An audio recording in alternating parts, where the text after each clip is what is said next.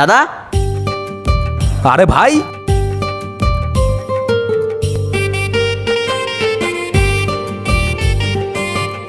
কতদিন পর আমাগো বাড়ি আইলি, কেমন আছিস ভাই?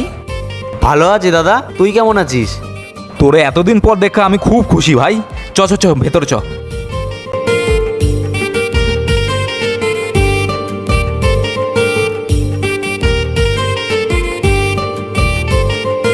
ভাই বস বস বস।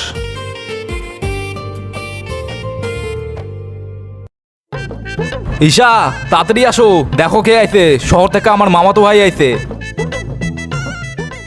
নমস্কার, ভালো আছেন? ভালো আছি। এটা কে রে?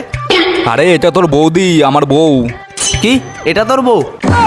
পৃথিবীতে এত সুন্দর মেয়ে থাকতে আর মেয়ে পেলি না? শেষমেশে কেউ ভূতটাকে বিয়ে করলি? ঈশা, তুমি যাও, আমার ভাই এত দূর থেকে আইছে, ওর জন্য একটু শরবত বানা নিয়ে আসো। হ্যাঁ রে দাদা, বিয়েতে তো শ্বশুর তোকে কি দিল? সোনা গয়না দিয়েছে তো? না রে ভাই, আসলে ও তো অনাথ, ওর কেউ নাই, তাই আমরা মন্দিরে গিয়ে বিয়ে করছি। কি তুই এই অনাথ ভিখারিটাকে বিয়ে করেছিস? এই নিন শরবত।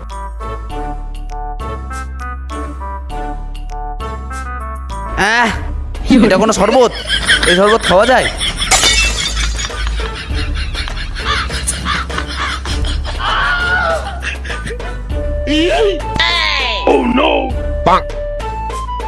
আচ্ছা ঠিক আছে ঠিক আছে ভাই, এটা তোর খাইতে হবে না। ঈশা, তুমি যাও, ওর জন্য আর একটা শরবত বানা নিয়ে আসো। সত্যি দাদা, তুই একটা কেউ ভূতকে বিয়ে করেছিস। তুই তাড়াতাড়ি এটাকে ডিভোর্স দেওয়ার ব্যবস্থা কর। আমি তোকে রেলের চাকরিওয়ালা মেয়ের সঙ্গে বিয়ে দেবো। হ্যাঁ হ্যাঁ।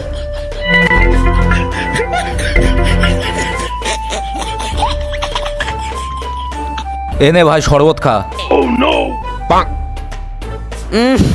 শরবত থেকে কেমন ভিখারি ভিখারি গন্ধ বেরোচ্ছে। এ শরবত কেউ খায় নাকি?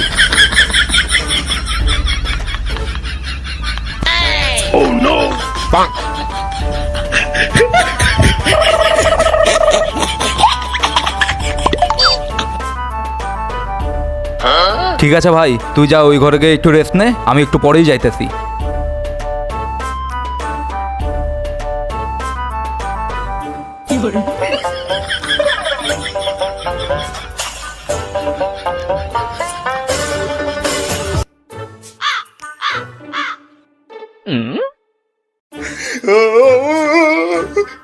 দেখো, আমি কিন্তু আর সহ্য করতে পারছি না। তোমার ভাই আমাকে অপমান করেই যাচ্ছে।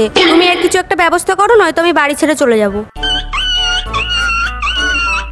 দেখো, খারাপ তো আমারও লাগতেছে, কিন্তু কি করুম বুঝতে পারতাছি না।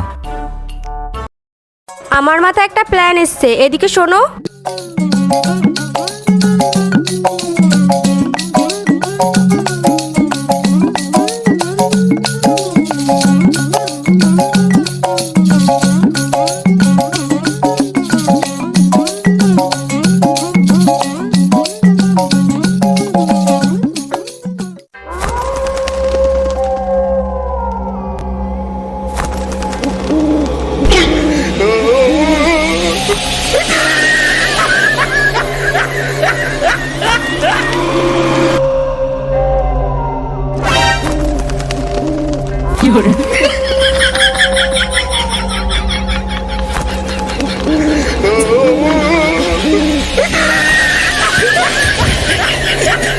বন্ধুরা, তোমাদের কি এরকম কোনো আত্মীয় আছে? থাকলে কমেন্ট করে জানাও।